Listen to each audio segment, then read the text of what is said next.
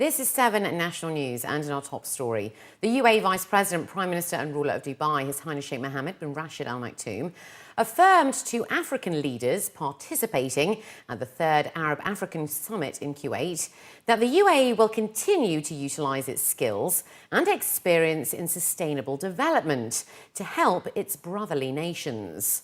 On the sidelines of the event, His Highness Sheikh Mohammed received the President of the Republic of Burundi, where the two parties discussed the possibility of tapping into the UAE's successful experience in the fields of sustainable energy, tourism and infrastructure that Burundi aims to develop. The ruler of Dubai then received the President of Senegal, Macky Sall, who commended DP World for managing and operating one of Senegal's terminals, transforming it into one of the most modern and efficient terminals in Western Africa. The ruler of Dubai then received the President of Kenya, where the two parties discussed means of bolstering bilateral relations, focusing on economy, investment and services. When the ruler of Dubai met with the President of Mali, they discussed the exchange of expertise, investments and advancements of infrastructure of Mali, where President Keita also expressed his thanks and appreciation of the UAE's $25 million donation. Italy hopes to share its expertise with Dubai after it hosts the World Expo in Milan in 2015. That's according to officials, should Dubai win the bid on the 27th of November. The Italian ambassador to the UAE, Giorgio Staras, said his country would be willing to share its experiences, as it is natural for the next edition of the Expo to learn and improve from the last one. The support comes after the Italian Prime Minister Enrico Letta offered his country's support for the nation's bid on Monday. According to reports, the UAE will have one of the largest pavilions at the Milan Expo, which will run between May the 1st and October the 31st, 2015, under the theme Feeding the Planet, Energy for Life. The UAE pavilions have had a strong record at a number of expos in the past, as it was listed in the top 5 at Hanover in 2000. It won a gold medal in Zaragoza in 2008. The UAE was the most popular pavilion in Shanghai in 2010, and it took silver last year in South Korea. In between 2015 and the 2020 expos, there will also be an Expo 2017 in Astana, Kazakhstan, which will run from June to September. The Emirates Institution for Advanced Science and Technology has announced that Dubai Sat-2 is set to be launched into space on November the 21st. Officials have announced that the launch will be held at 11 a.m. Dubai time from the Yasni Cosmodrome.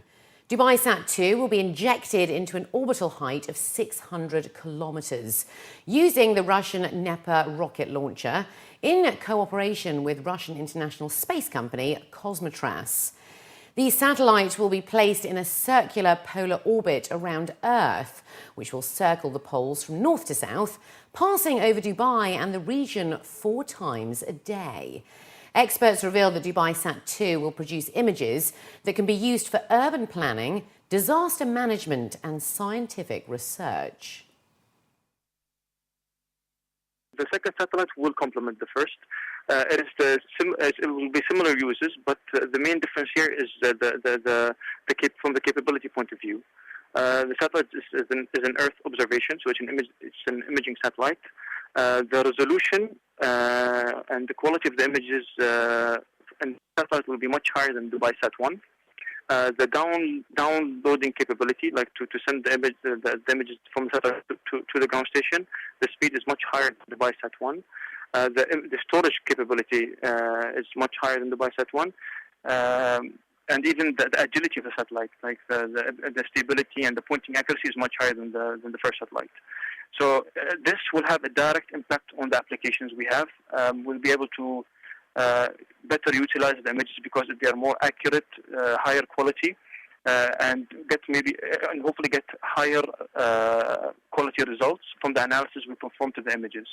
So this way, when it comes to urban planning, to monitoring the environment, to monitoring the economic projects that's happening around the city, we'll be able to have more accurate results, which will help the decision makers in their process. Well, that's a very important indication for us that what we learned in the Dubai Sat1 project, the first project, we verified it in the second project that what we learned was the correct things we learned, and that was able to utilize the knowledge gained in the first project, and was able to utilize it in the second project also and build on it furthermore. So that's a very good step for us, because it indicates hopefully that after this project that we can build a satellite on our own, which we already started, the Dubai Sat3 project, which is going to be fully built by us, by our engineers. Currently, we're renting the facilities in South Korea because our labs in Dubai are not yet. Hopefully, by the end of next year, the labs will be ready and we will shift the full operation to Dubai. For the first time in Dubai Airshow's history, humanitarian aviation is being showcased at the event. More than 15 charitable organisations, air operators and supporters aim to encourage more key aviation players to join their efforts in helping the less fortunate. The Middle East Business Aviation Association signed a deal with the United Nations World Food Programme, where they will donate $20 with every MENA private flight, in line with the association's new Fly and Feed programme. Meanwhile, Abu Dhabi-based Adcom Systems has donated a $54.5 million unmanned aerial vehicle system to the United Nations Environment Organization for humanitarian and environmental purposes. WFP, the world's largest humanitarian organization addressing hunger, says establishing such partnerships will enhance the work that they do. The humanitarian aviation has become a very important part of the whole business industry. The responsive and how fast we have to actually go to the areas of disaster make us make our work very, very important. Here it's important to be here because we are able to get to know everybody, to meet operators, to meet service providers that are everywhere in the world.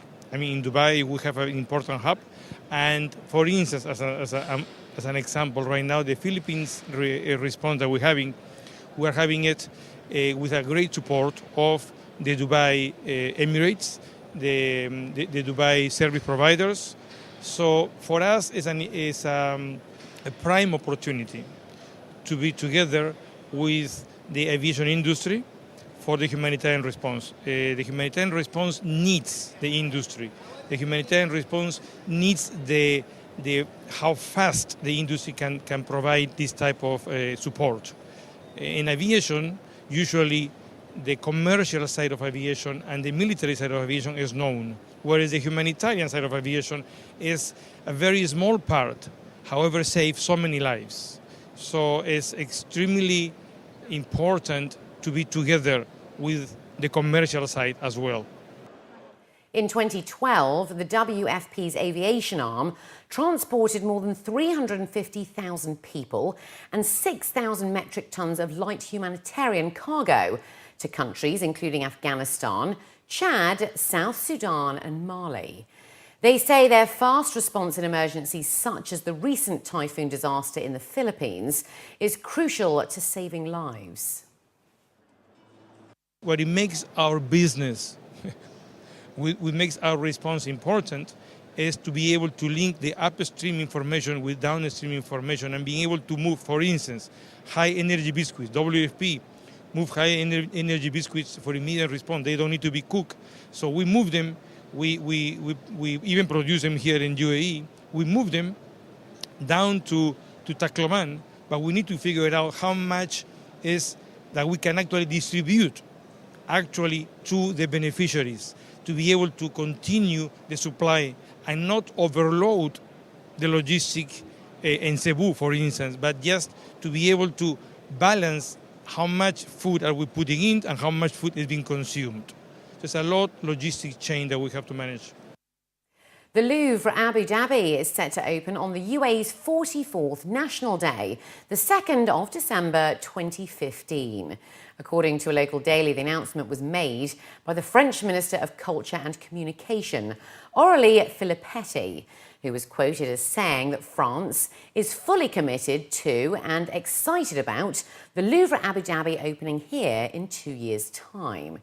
She stated that her presence here, with more than 12 presidents and directors of the most important French museums, is a symbol of France's desire to honour their 30-year treaty with Abu Dhabi.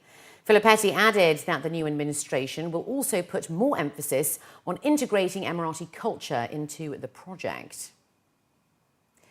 The Dubai Outlet Mall will be holding a blood donation campaign this Thursday, November the 21st, from 11 a.m. to 3:30 p.m. The campaign, now in its second year, is in association with the Department of Blood Transfusion and Research Services at the Dubai Health Authority and the Dubai Blood Donation Centre at Latifa Hospital.